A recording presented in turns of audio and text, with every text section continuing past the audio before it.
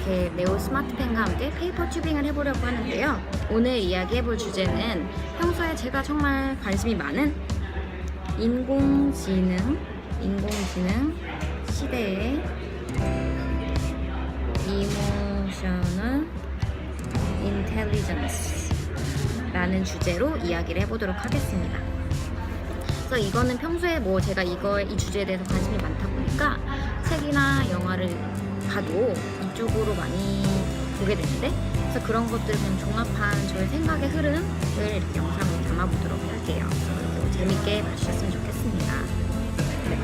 그러면 먼저 이모션이란 무엇이냐? 왜냐면 왜 이게 궁금해졌냐면요, 이제 지능은 이미 복제가 가능해졌잖아요. 그래서 머신 러닝이니 뉴럴 네트워크이니 하면서 이미 더 이상 이미 진짜 쇼팽의 연주도 보흐의 그림도 다 복제가 가능해졌고, 정말 어려운 수학적 연산도, 그리고 데이터를 통해서 미래를 예측하는 것도 기계가 인간보다 더 뛰어난 능력을 보이고 있잖아요. 그러면 도대체 인간의 저지선은 어딘가, 이런 게 좀 궁금해졌어요. 그래서 이 주제를 제가 갖게 된 이유는 제 인간의 보유한 스킬? 그러니까 저지선은 어디인가? 그러니까 기계에 대항한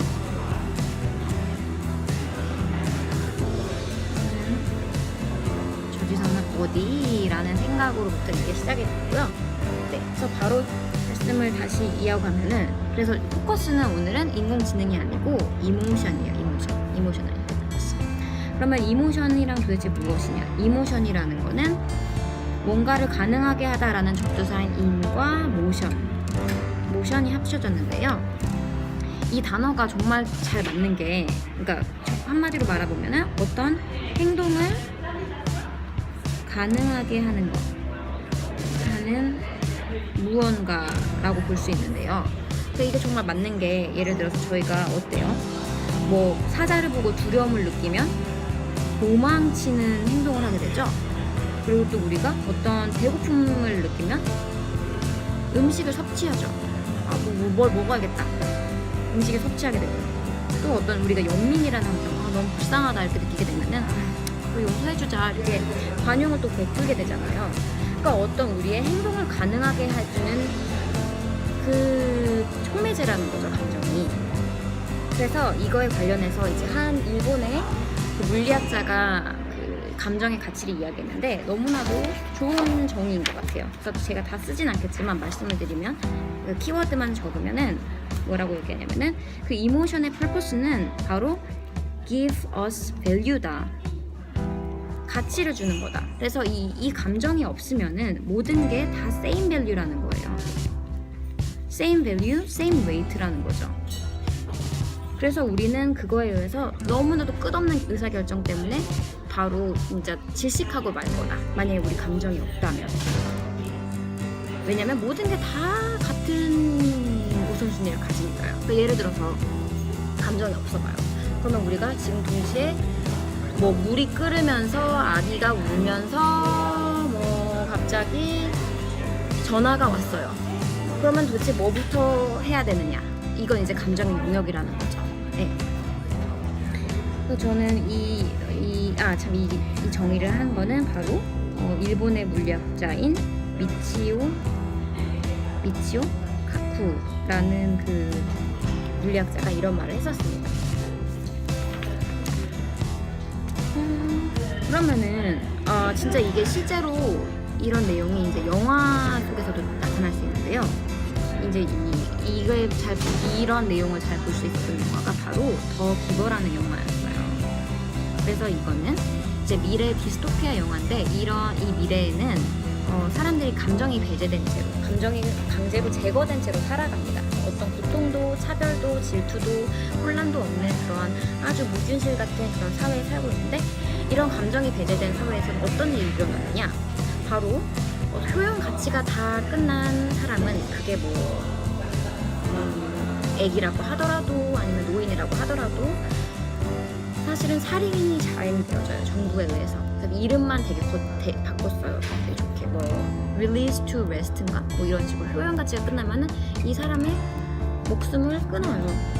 그러니까 결국 감정이 없는 사회에서는 그 가치 판단을 그걸 통제하는 누군가, 정부가 될 수도 있고 기업이 될 수도 있고, 그 통제하는 누군가가 그 알고리즘에 의해서 혹은 자기네들 편의에 의해서 조정할 수 있다는 거죠. 그래서 예를 들면은 감정이 없다면은 안락사 아니면은 임신중절이랑 뭐 가족 살인 아니면은 연쇄 살인 이런 거를 두고 같은 선상에서 두지 않고 어떤 건 나쁘고 어떤 건 좋다라고 판단을 어떻게 하냐는 거죠. 감정이라는 게 없으면. 그리고 감정이라는 게 없으면 강간이라는 게 단순히 생물학적으로만 설명하면 리프로덕션인데 강간이 왜 안 좋고 왜 잔인하고 비윤리적이냐는 거죠. 그래서 이러한 가치 판단은 결국 감정이 영역이다라는 걸 이 영화에서도 잘 보여주고 있습니다. 네. 그리고 그 다음에 또 그러면 감정이라는 거는 정의는 이런데 정말 과연 어떤 거냐? 감정의 실체가 뭐야? 감정의 실체가 뭐야? 감정의 실체를 이제 많은 감정의 실체에 대한 해석이 있습니다. 감정의 실체에 대한 많은 해석이 있는데 먼저 문학 쪽에서는 이거를 많은 제가 보는 책만 그럴지는 모르겠는데 많은 책에서 감정과 기억을 동치 혹은 매우 밀접한 것으로 보는 것들이 많아요. 그래서 아까 그 말씀드린 더 기버라는 이 영화에서도 감정은 이퀄 기억이에요. 그래서 전쟁에 대한 기억을 잃어버리면 그 두려움이라는 감정을 잃게 되고 뭐 결혼, 연애 이러한 기억, 인류의 기억을 다 싹 다 없애버리면 사람이 또 사랑이라는 감정을 느끼지 못하고 뭐 이렇게 감정과 기억을 밀접하게 두고 있는데요. 이 더 기버 말고도 또 누가 그렇게 표현을 했느냐. 무라카미 하루키의 신작인 기사단장 주기기. 이 책에서도 그런 구절이 나와요. 뭐라고 하냐면은 마음은 기억 속에 있어. 이미지를 먹으며 살아가는 거야.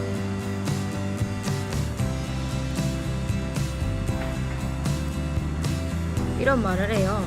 그리고 또 우리나라의 김영하 작가도 인류가 되게 야만적이었던 그런 상태에서 점점 인류의 공감 지능이 늘고 있는데, 그쵸? 실제로 인간에 의한 죽음이나 아니면 상해가 문명 이전에 비해서 엄청나게 감소했죠. 예전에는 주로 싸움, 뭐 침략 이런 것 때문에 사람이 죽었는데 이제는 이제 사람을 서로 죽이고 뭐 그러지 않아요.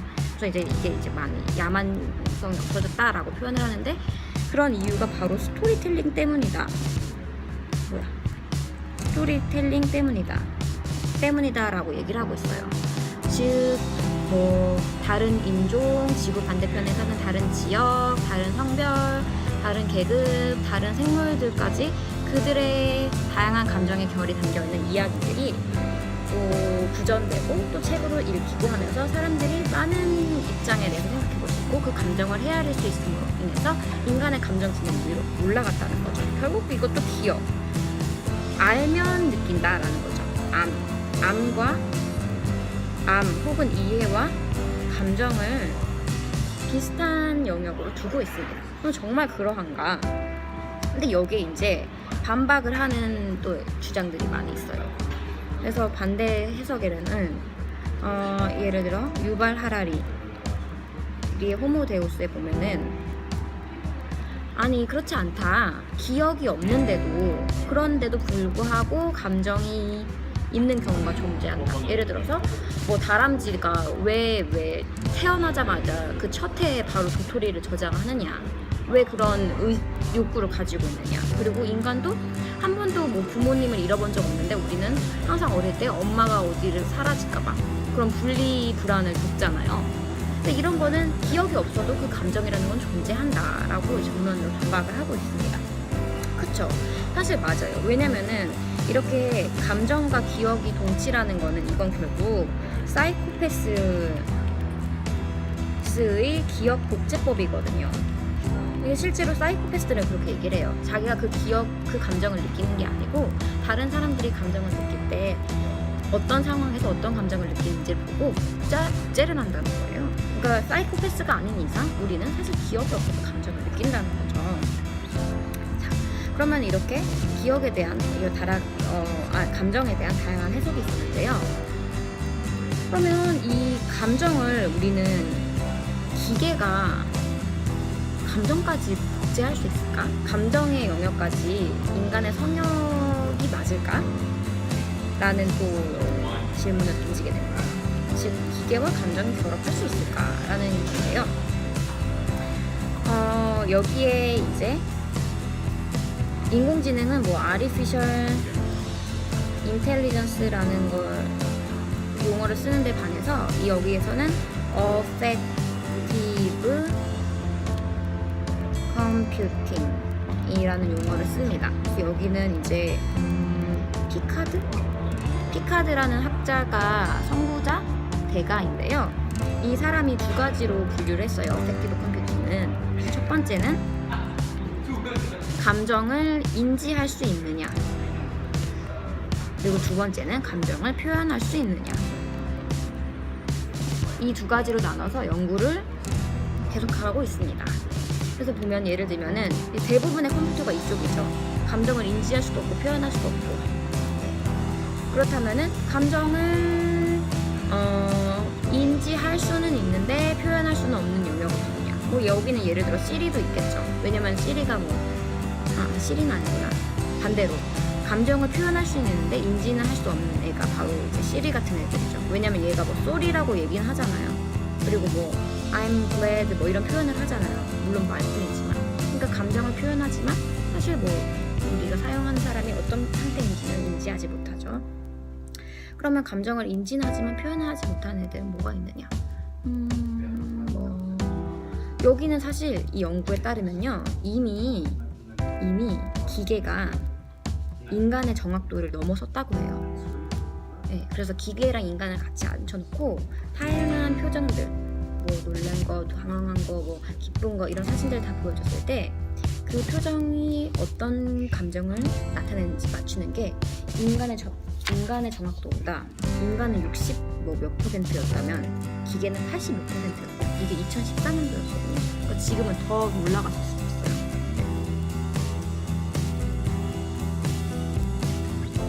이런 점에서 이미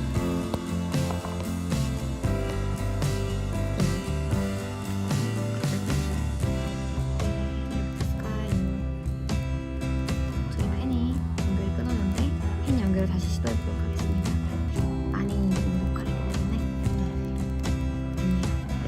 그래서 이 분야에서 있어서는 이미 기계가 인간의 능력을 초월했다는 거예요. 그러면 어떻게 되는 거야? 이모셔널 인텔리전스가 이제 인공지능의 시대니까 인간은 그거에 대척점에서 이모셔널 인텔리전스를 키우고 여기에 집중하면은 이 사회에서 나의 위치를 지킬 수 있을 줄 알아요. 또 그것만도 아니라는 거잖아? 이런 불안한 생각이 들기 시작하죠. 그리고 이 영역은 이제 아직 미제 영역이죠. 표현될 줄 알면서 인지도 할 줄 아는 거. 근데 이미 사실 여기까지 안 가도 여기와 여기 단계만으로도 어떤 인간의 이모셔널 인텔리전스의 영역을 위협받을 만한 단계에 와 있다는 겁니다. 그래서 그걸 잘 드러내는 이제 실제로 영드가요. 영드 더 휴먼스라는 영드가 있는데요. 여기에는 이제 어떤 애들이 등장하냐면은 그 인공지능 유무하고 인공지능 뭐 재활치료사 이런 애들이 나와요. 근데 얘는 인공지능임에도 불구하고 인간의 감정을 잘 알아차리고 이 사람이 지금 뭐 불편한지 뭐 배고픈지 어떤지 잘 알아차리고, 그리고 자기는 또 통제할 만한 감정 자체가 없잖아요. 화를 내지도 않고 항상 예의 바르고 친절하고 상냥하고 이런 표현, 실제로 그런 감정이 있느냐 없느냐가 중요한 게 아니고, 예, 여기에 실제로 아니 거기 그게 중요한 게 아니고 그런 표현을 잘하기 때문에 사람들이 그 가족과 연인들이 인간보다 이 기계를 더 좋아하기 시작하는 거예요. 실제로 아이들이 막 엄마보다 더 좋아해요. 얘는 서두르지 않는다고 책을 더 천천히 읽어주고 아침도 꼬박꼬박 잘 차려준다고 더 좋아. 그리고 여자친구도 항상 바쁜 남자친구보다는 이 인공지능 기계 재활치료사가 더 자기 곁을 잘 지켜주고 자기 건강에 더 도움을 준다. 더 좋아하게 되는 거예요. 그러니까 참 아이러니하죠. 인간은 그 기계가 실제로 실제 의식이나 혹은 감정이 있느냐 없느냐 그 자체보다 나의 감정을 얼마나 잘 인식해주는지, 그리고 그거에 맞는 감정을 얼마나 잘 내가 원하는 방식으로 표현하느냐, 그걸 더 원하는 거예요. 그러니까 참 아이러니하죠. 네. 하지만 여기까지는 이제 많은 걱정들이었고, 그럼 도대체 어떻게 해야 돼? 이런 생각이 들죠. 하지만 인간은 우리가 생각하는 것보다 약하지만 또 우리가 믿는 것보다 더 강한 존재이기도 합니다. 어떻기 때문에 어떨 때 우리는 더 강한가? 그래서 저의 질문이 이제 여기로 넘어왔어요. 이모셔널 인텔리전스라는 인텔리전스라는 영역이 더 이상 인간의 영역이 아니다 라는 게 저의 성역이 아니다라는 결론이 내렸고, 그러면 성역은 아닌데 그럼 도대체 언제 우리가 더 강해지는데 라는 생각을 또 하게 됐어요. 그거는 바로 우리가 언제 더 강하냐. 우리는 결국은 뭐 인터넷이 나오고 나서 이렇게 많은 발전을 이룰 수 있었던 게 결국은 더 많은 사람들이 협업을 했기 때문이잖아요. 협력. 그래서 저는 그 비밀이 바로 협력에 있다고 생각해요. 그래서 인간은 생각하는 것보다 약하고 생각하는 것보다 정말 뭐 감정이 없는 기계인데 막 감정이 있는 것처럼 느껴져가지고 더 좋아하고 이런 아이러니한 모습도 있지만 우리는 협력할 때 되게 강하다, 이런 결론을 내리게 됐습니다. 그리고 남과 나를 헤아릴 때 더 강하다라는 생각을 하게 됐습니다. 그래서 앞으로는 이제 결국은 기계와 인간의 협력의 시대가 도래할 거고, 이 기계와 얼마나 잘 협력을 하느냐, 기계를 이기려고 하는 게 아니라, 어차피 기계를 복제 가능한 영역에서는 어차피 우리는 기계를 이기지 못해요.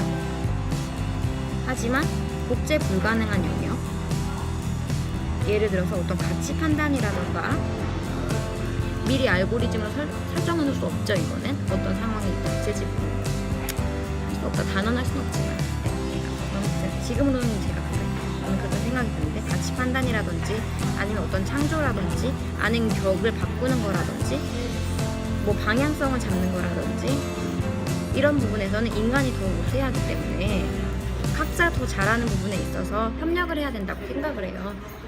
그러면 이런 협력은 어떻게 더 잘할 수 있느냐?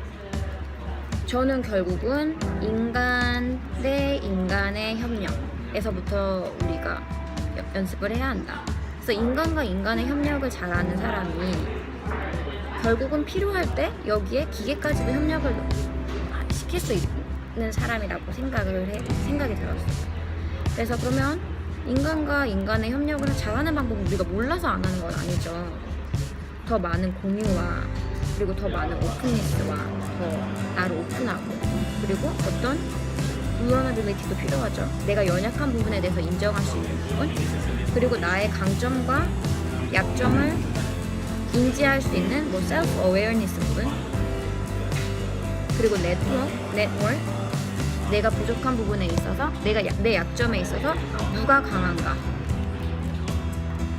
그걸 알고 그 사람과 협력을 할 수 있는 어떤 네트워크, 뭐 이런 것들이 필요한데, 사실 이건 우리가 몰라서 안 하는 거라기보다는 이제 노력의 문제라고 생각이 들었어요. 그래서 어차피 이런 기술의 흐름은 막을 수 있는 게 아니니까 여기에 대응을 해서 정말 먼저 인간과 인간의 협력을 이끌어내서 우리가 더 강한 그런 사람의 모습이 돼야겠다. 그런 이유가 되면 좋지 않을까? 뭐 이런 생각까지 했습니다. 그래서 앞으로 저의 화두는 공유와 협력 이게 될 것 같아요. 그러면 앞으로도 이런 생각 계속 해볼 거고요. 다음 시간에 또 필사로 만나보도록 하겠습니다. 안녕히 계세요.